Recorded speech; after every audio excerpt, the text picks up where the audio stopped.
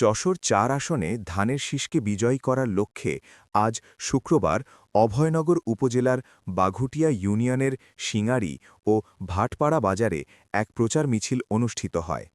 মিছিলটি আয়োজন করেন কেন্দ্রীয় ছাত্রদলের সহ-সাংগঠনিক সম্পাদক বাইজিদ মুস্তাকিন, নোয়াপাড়া সরকারি কলেজ ছাত্রদলের সভাপতি জিহাদুল বিশ্বাস জিহাদ এবং অভয়নগর থানা ছাত্রদল নেতা গাজী আলিউল ইসলাম স্বার্থ।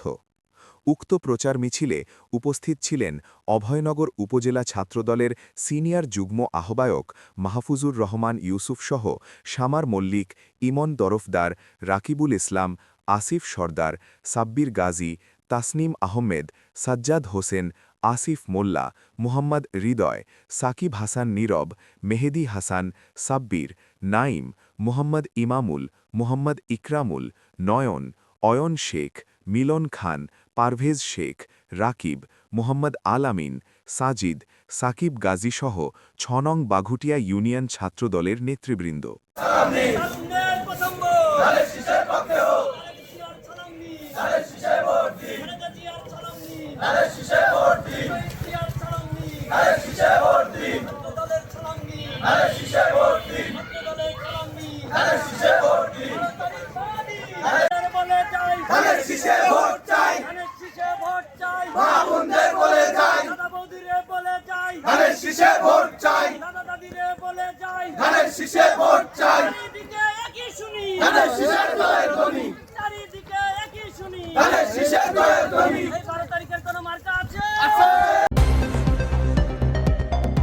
সত্যের সন্ধানে দক্ষিণ বাংলা।